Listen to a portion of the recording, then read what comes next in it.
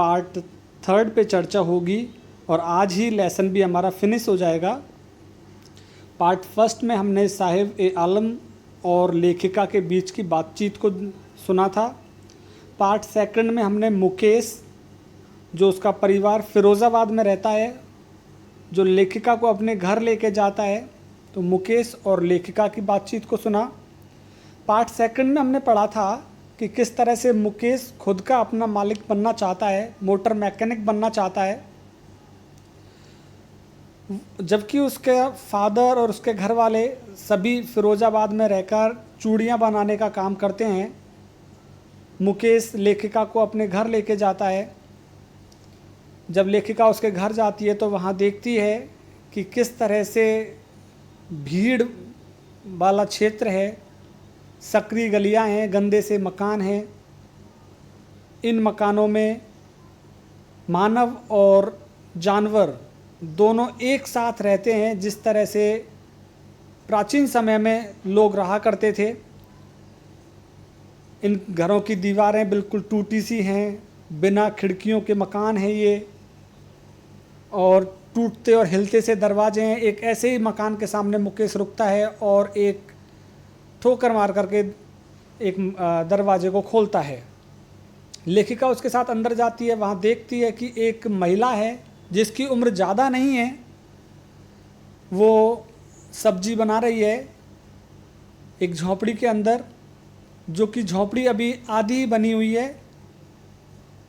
लेखिका देखती है कि किस तरह से ये घर के बड़े बुजुर्ग आ जाने पर पीछे की तरफ चली जाती है, दीवार के पीछे, और घूंघट कर लेती है, जैसे कि रिवाज भी है। पता लगता है कि इसके ऊपर 3 व्यक्तियों की जिम्मेदारी है, मुकेश और मुकेश का भाई और मुकेश का फादर। मुकेश का फादर भी अपने बच्चों के लिए ज़्यादा कुछ नहीं कर पाया, सिर्फ चूड़ी बनाने वाले की कला सिखा पाया, वो अपने बच्चों के लिए मकान भी नहीं दे पाया। तो कुछ इस तरह से हमने पार्ट 2 में क्लियर किया था। अभी जिन छात्रों ने पार्ट 1 और 2 यदि स्टडी नहीं किया है और सीधा ही पार्ट 3 वो देख रहे हैं, तो उन छात्रों से मैं चाहूँगा कि वो मेरे YouTube channel English by Umesh गुरु को सब्सक्राइब कर लें। English by Umesh UMESH Guru GURU, इसे सब्सक्राइब कर लेंगे तो पार्ट 1 और पार्ट 2 लॉस्ट स्प्रिंग के आपको वहाँ पे मिल जाएंगे, इंग्लिश बाय उमेश गुरु पर। और वहाँ मैंने 12th क्लास की सारी पोएम्स भी डाल रखी हैं, सारी पोएम्स भी आपको वहीं पे मिलेंगी। तो आप मेरे चैनल को ज़रूर सब्सक्राइब कर लें और निरंतर मेरे साथ जुड़े रहें।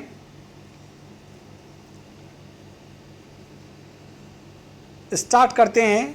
इट इज़ हिज कर्म, हिज डेस्टिनी, ये उसका भाग्य है। हिज डेस्टिनी, उसका भाग्य है। डेस्टिनी मीन्स भाग्य।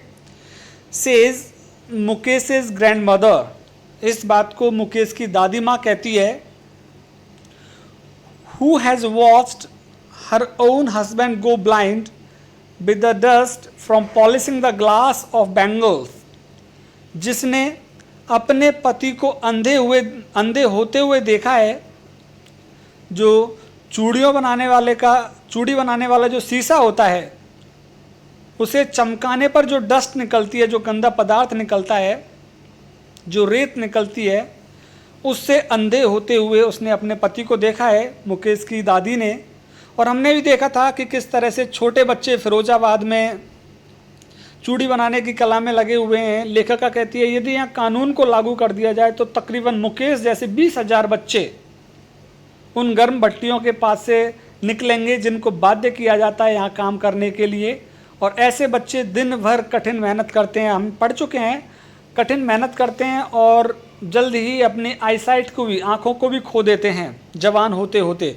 तो ऐसे ही मुकेश के जो दादाजी हैं, उन्होंने अपनी आँखों को खो दिया इन चूड़ियों की बनाने की भट्टियों के आसपास काम करते हुए। Can a god given line is ever be broken, she implies. वो अपनी बात को समझाते हुए कहती है, क्या भगवान के द्वारा दी गई लीनिज मीन्स वंशावली, वंश परंपरा, क्या भगवान के द्वारा दी गई वंश परंपरा को तोड़ा जा सकता है? भाई मुकेश के दादाजी ने चूड़ी बनाई थी, मुकेश का फादर चूड़ी बना रहा है तो मुकेश भी चूड़ी ही बनाएगा, वो इस बात को समझाती है। Born in the caste of bangle makers, they have been nothing but bangles.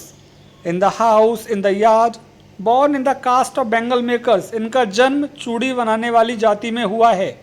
They have seen nothing but bangles, इन्होंने और कोई चीज़ देखी ही नहीं है, केवल चूड़ियाँ ही देखी हैं। In the house, घर में, in the yard, घर के आंगन में केवल चूड़ियाँ देखी हैं इन्होंने। In every other house, every other yard, every street in Firozabad, दूसरे घरों में भी इन लोगों ने चूड़ियाँ देखी हैं, दूसरे आंगन में भी चूड़ियाँ, फिरोजाबाद की हर गलियों में केवल चूड़ियाँ ही चूड़ियाँ इन्होंने देखी हैं। स्पाइरल्स और बैंगल्स, चूड़ियों के गुच्छे। स्पाइरल्स और बैंगल्स, सनी गोल्ड, सोने के जैसे सुनहरे। पैडी ग्रीन, धान के जैसे हरे। रॉयल ब्लू, शाही नीले रंग के गुच्छे। पिंक, गुलाबी, पर्पल, बैंगनी कलर के। Every colour born out of the 7 colours of the rainbow lie in mounts in uncamped yards, हर 7 रंग की चूड़ियों के गुच्छे इनके घरों में पड़े रहते हैं। ये 7 रंग जो इंद्रधनुष के 7 रंगों से निकलते हैं, लाई इन माउंट्स, इनके घरों में ढेर लगा रहता है इन चूड़ियों के गुच्छों का। इन अनकैम्प्ड यार्ड्स, इनके आंगन में ये अनकैम्प्ड, अस्त व्यस्त इधर उधर पड़े रहते हैं ये चूड़ियों के गुच्छे। फिरोजाबाद में जितने भी घर हैं उनके आंगन में अस्त व्यस्त पड़े रहते हैं। Are piled on 4 wheeled hand carts, और इनके ढेर देखे जा सकते हैं ठेलियों पर जिनमें हाथ से धक्का लगा करके ले जाया जाता है, रेडी जिसे बोलते हैं, 4 पहियों वाली। उन 4 पहियों वाली रेडियों पर इन चूड़ियों के ढेर देखे जा सकते हैं। Pushed by young men along the narrow lanes of the shanty town, जिनको धक्का देते हुए देखा जा सकता है। यंग मैन, जवान लड़कों को, अलोंग द नैरो लेन्स, इन सकरी गलियों से निकलते हैं वो रेडियों को ले जाते हुए। ऑफ द शांति टाउन, जो ये गंदा कस्बा है, इस गंदे कस्बे की सकरी गलियों से जवान लड़कों को ठेलियों पर चूड़ियां ले जाते हुए देखा जा सकता है। And in dark hutments next to lines of flames of flickering oils sits boys and girls with their fathers and mothers welding pieces of coloured glass into circles of bangles. And in dark hutments, और अंधेरी झोपड़ियों में, hutments means झोपड़ियां, next to lines of flames, lines of flames of flickering oil lamps. Flickering oil lamps means जिन दीपक में तेल भरा जाता है उनकी फ्लेम, उनकी लौ, दीपक की लौ जो फ्लिकरिंग, टिमटिमाती रहती है, उस दीपक की लौ के सामने अंधेरी झोंपड़ियों में सिट बॉयज एंड गर्ल्स, लड़के और लड़कियां बैठे हुए दिखते हैं। With their fathers and mothers, अपने पिता और माता के साथ। बेल्डिंग पीसेस, वो जोड़ते हैं टुकड़ों को। Of coloured glass, coloured glass, भिन्न भिन्न रंगों के शीशों को।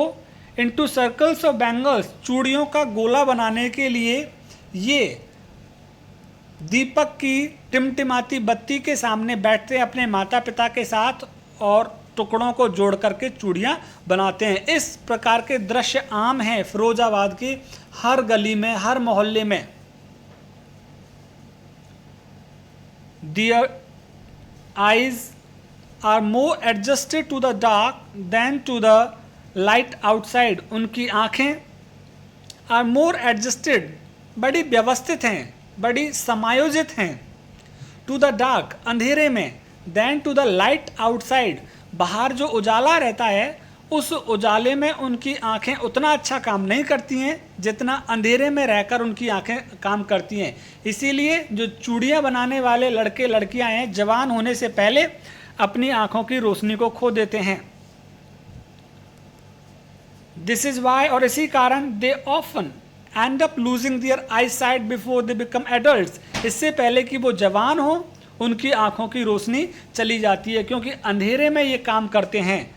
और हमने देखा कि वो जो भट्टियां हैं, जिन गर्म भट्टियों के पास बैठकर ये शीशा जोड़ने का काम करते हैं, उसका उच्च तापमान होता है, अंधेरे वाला कमरा होता है जहां ना तो हवा पास होती है और ना ही प्रॉपर लाइट होती है। ये अपनी आंखों की रोशनी खो देते हैं जवान होने से पहले। Savita, a young girl in a drab pink dress. तीसरी कहानी यहाँ सविता की आ गई है, मुकेश को छोड़ दिया गया है। सविता एक जवान लड़की, इन अ ड्रैप पिंक ड्रेस, उसने पिंक पोशाक पहनी हुई है। ड्रैप मीन्स गंदी सी पिंक कलर की पोशाक पहनी हुई है। Sits alongside an elderly woman, वो बैठी हुई है एक बूढ़ी औरत की बगल में। सोल्डरिंग पीसेज ऑफ ग्लास, और बैठ करके शीशे के टुकड़ों को जोड़ रही है। As her hands move mechanically like the tongs of a machine, उसके हाथ मशीन के चिमटे की भांति चलते हैं। I wonder if she knows the sanctity of the bangles she helps make, मुझे आश्चर्य होता है इफ सी नोज, कि क्या उसको पता है द सैंक्टिटी ऑफ बैंगल्स, इन चूड़ियों की पवित्रता का, कि ये चूड़ियाँ कितनी पवित्र होती हैं। सी हेल्प्स मेक, जिन चूड़ियों को ये बनाती है, क्या सविता को पता है कि ये चूड़ियाँ कितनी पवित्र होती हैं। It symbolises an Indian woman's suhaag, ये सिंबलाइजेज प्रतीक है, ये चूड़ियाँ प्रतीक हैं भारतीय महिला के सुहाग का। ऑस्पिशियसनेस इन मैरिज, शादी में ये बड़ी शुभ होती हैं चूड़ियाँ, शादी में ये सुहाग का प्रतीक हैं। It will dawn on her suddenly one day when her head is draped with a red veil, her hands dyed red with henna, and red bangles rolled onto her wrists. It will dawn on her, ये एक दिन इसके सामने आएगा, suddenly अचानक ही। One day, एक दिन, when her head is draped, जब इसका सिर ढक दिया जाएगा, with a red veil, एक लाल घूंघट से। हर हैंड्स डाइड रेड, जब इसके हाथों में लग जाएगी लाल रंग की, विद हिना, मेहंदी लग जाएगी, and red bangles rolled on her wrist, और जब ये लाल चूड़ियाँ एक दिन इसकी कलाइयों में पहना दी जाएंगी, तो सविता को पता लगेगा इन लाल चूड़ियों की पवित्रता का, कि ये लाल चूड़ियाँ कितनी शुभ होती हैं। She will then become a bride, तब ये एक दुल्हन बन जाएगी।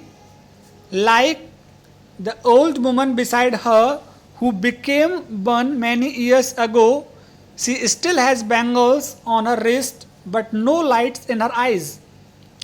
She will then become bride, वो तब एक बहू बन जाएगी, दुल्हन बन जाएगी। like the old woman beside her, इस वृद्ध महिला के जैसी जो इसकी बगल में बैठी है। who became one many years ago, जो दुल्हन बनी थी कई वर्ष पहले।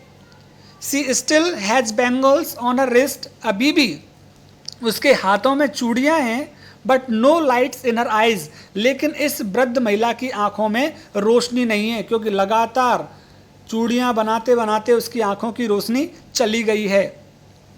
एक वक्त शेर व खाना भी नहीं खाया, सी सेज, ये वृद्ध महिला कहती है कि एक वक्त में पेट भर खाना भी नहीं खाया। In a voice drained of joy, और एक ऐसी आवाज में बोलती है जिसमें खुशी तो बिल्कुल ही नहीं है, एक दर्द भरी आवाज में इस बात को कहती है। She has not enjoyed even one full meal in her entire life time that what she has reaped. She has not enjoyed, उसने कभी भी मजा नहीं लिया, even one full meal in her entire life time, अपने पूरे जीवन में उसने कभी भी पेट भर के खाना नहीं खाया। That's what she has reaped, और यही कुछ है जो इस महिला ने कमाया है कि पेट भर खाना भी नहीं मिला। Her husband, an old man with a flowing beard says, उसका पति एक बूढ़ा सा व्यक्ति with a flowing beard, लहराती हुई दाढ़ी वाला, says कहता है, I know nothing except bangles, मैं चूड़ियों के अलावा और कुछ जानता ही नहीं हूँ। All I have done is make a house for the family to live in, जो कुछ मैंने किया है मेरे परिवार को रहने के लिए मैंने घर बना दिया है, घर दे दिया है। हियरिंग हिम, उसको सुनते हुए, one wonders if he has achieved what many have failed in their lifetime, उसको सुनकर एक सोचता है कि ही हैज अचीव्ड, क्या उसने प्राप्त कर लिया है, what many have failed in their lifetime, जिसे प्राप्त करने में और दूसरे लोग असफल हो गए हैं। He has a roof over his head, इसके सिर पे छत तो है। The cry of not having money to do anything except carry on the business of making bangles, ये आवाज़ें कि पैसा ही नहीं है, to do anything, कुछ करने के लिए, ये आवाज़ें कि कुछ करने के लिए पैसा ही नहीं है, except carry on the business of making bangles, हम तो केवल चूड़ियों बनाने के व्यापार को ही आगे बढ़ा सकते हैं, क्योंकि और चीज़ों के लिए हमारे पास पैसा नहीं है। Not even enough to eat, खाने के लिए ही पैसा नहीं है हमारे पास तो। रिंग्स इन एवरी होम, ये आवाज़ें हर घर से निकलती हैं फिरोज़ाबाद में कि लोग ये कहते हैं हमारे पास पैसा ही नहीं है दूसरा और कोई बिजनेस करने के लिए, हम सिर्फ चूड़ियाँ ही बना सकते हैं। The young men echo the lament of their elders, जो जवान आदमी हैं वो अपने बुज़ुर्गों के शोक को गुंजायमान करते हैं कि उनके बुजुर्गों ने भी इसी तरह से काम किया, वो भी उसी काम को करते हैं। Little has moved with time it seems in Firozabad, ऐसा लगता है फिरोज़ाबाद में समय के साथ साथ कुछ नहीं बदला है। Years of mind numbing toil have killed all initiative and the ability to dream. Years of mind numbing toil, सालों की मन को नंबिंग, शून्य कर देने वाली, टॉयल, कठिन मेहनत, सालों से मन को शून्य कर देने वाली कठिन मेहनत ने किल्ड, मार दिया है, all initiative and the ability to dream, सपने देखने की योग्यता को और कुछ इनिशिएटिव, नया काम करने की योग्यता को। उनकी कठिन मेहनत ने उनका दिमाग कैसा कर दिया है, शून्य कर दिया है, और इस शून्य दिमाग से कुछ भी नया करने की क्षमता उनके अंदर नहीं है, क्योंकि लगातार कठिन मेहनत इन्होंने की है। Mind numbing toil. Why not organise yourselves into a cooperative, तुम क्यों नहीं अपना एक सहकारी ग्रुप बना लेते हो, एक समूह बना लो और तुम खुद ही अपनी चूड़ियां बेचने लगो। I ask a group of young man who have fallen into the vicious circle of middlemen, मैंने ऐसा एक समूह के लोगों से पूछा और कहा कि तुम अपना ग्रुप क्यों नहीं बना लेते। who have fallen into the vicious circle, जो कुचक्र में पड़ गए हैं, जो जवान लड़के कुचक्र में पड़ गए हैं, ऑफ मिडलमैन, दलालों के कुचक्र में। who trapped their fathers and forefathers, इन्हीं दलालों ने उनके पिताओं को, उनके पिताओं के पिता को जाल में फंसा लिया था। Even if we get organised, यदि हम संगठन बना भी लेते हैं, we are the ones who will be hold up by the police, तो हमें पुलिस पकड़ कर ले जाएगी, पुलिस घसीटेगी हमें, वीटन, पीटेगी, and drag to jail for doing something illegal, देश से वो कहते हैं कि हमें जेल में ले जा करके डाल देगी और हमसे कहेगी कि हमने कुछ गैर कानूनी काम कर दिया है, इसलिए पुलिस हमें पकड़ेगी। यदि हम कोई संगठन बना लेते हैं तो पुलिस हमें पकड़ेगी, न्यायालय में ले जाएगी, जेल में डाल देगी। इस बात को कहते हैं वहाँ के जवान लड़के। There is no leader among them, इन लड़कों में कोई भी नेता नहीं है। नो वन, ऐसा कोई नहीं है, who could help them see things differently, जो चीज़ों को अलग तरीके से देख सके, जो इस कुचक्र में से इनको निकाल सके, ऐसा कोई नेता नहीं है। Their fathers are as tired as they are, इनके पिता भी उतने ही थके हुए थे उतने ही गरीबी में थे जितने थके हुए ये हैं, जितने गरीब ये हैं। They talk endlessly in a spiral, ये अनंत बार, स्पाइरल जैसे चूड़ियों का गुच्छा होता है घुमाव वाला गोल गोल, ऐसे ही ये घुमाव वाली बातें करते हैं। That moves from poverty to apathy, जो कि गरीबी से उदासीनता की ओर जाती हैं इनकी बातें। टू ग्रीड एंड इनजस्टिस, इनकी बातें उदासीनता से लालच की ओर और लालच से अन्याय की ओर जाती हैं इनकी बातें।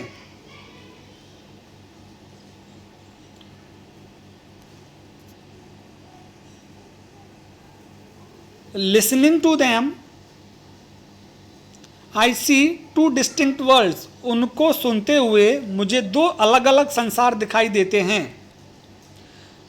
One of the family caught in a wave of poverty, एक तो ऐसा परिवार जो पकड़ा हुआ है, फंसा हुआ है, इन अ वेव ऑफ पॉवर्टी, गरीबी के जाल में। वेव मीन्स जाल, गरीबी के जाल में पकड़ा हुआ है एक संसार। तो burden by the stigma of caste in which they are born, और जिस जाति में इन्होंने जन्म लिया है उस जाति के वजन का कलंक इनके ऊपर लगा हुआ है, उस जाल में फंसा हुआ है एक संसार। तो एंड द अदर, और एक दूसरा संसार है, a vicious circle of sahukars, जो साहूकारों का एक कुचक्र है।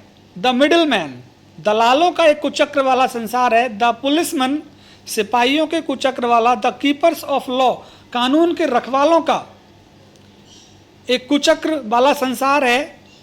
तो एक तरफ ये गरीब हैं और एक तरफ ये दूसरे लोग हैं। Together they have imposed the baggage on the child that he can not put down, इन सभी ने मिलकर के एक ऐसा वजन थोप दिया है, इम्पोज, एक ऐसा वजन लाद दिया है ऑन द चाइल्ड, बच्चे के ऊपर, that he can not put down, जिसे वो हटा नहीं सकता। बिफोर ही इज अवेयर, इससे पहले कि बच्चे को पता लगे, जागरूक हो, he accepts it as naturally as his father, वो इस वजन को वैसे ही स्वीकार कर लेता है जिस स्वाभाविक रूप से उसके पिता ने स्वीकार किया था। वो उनके कुचक्र में फंस जाता है जैसे उनके फादर फंस गए थे। To do anything else would mean to dare, कुछ नया काम करने के लिए का मतलब होगा साहस का होना या चुनौती देना। भाई चूड़ी बनाने के अलावा कुछ भी काम करें तो इसका मतलब है चुनौती देना। And daring is not part of his growing up, और चुनौती देना उसकी विरासत का हिस्सा नहीं है। जिस तरह से उसका लालन पालन हो रहा है उसके लालन पालन का हिस्सा नहीं है चुनौती देना।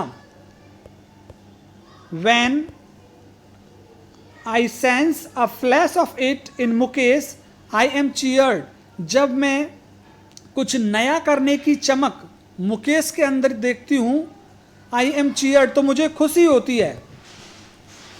I want to be a motor mechanic, he repeats, वो अपनी बात को दोहराता है, कहता है कि मैं मोटर का मिस्त्री बनूंगा, मोटर मैकेनिक बनूंगा मैं। He will go to a garage and learn, वो एक गैरेज में जाएगा जहाँ गाड़ियाँ होती हैं, and learn, और सीखेगा। But the garage is long way from his home, लेकिन गैराज उसके घर से बहुत दूर हैं। I will walk, मैं पैदल जाऊंगा, he insists, वो जोर दे करके कहता है। इसे आप गैराज भी बोल सकते हैं, गैरेज भी बोल सकते हैं। Do you also dream of flying a plane, क्या तुम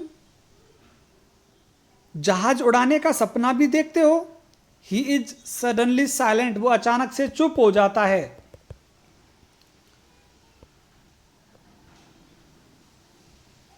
नो, ही सेज, वो कहता है नहीं, कि मैं जहाज उड़ाने का सपना नहीं देखता।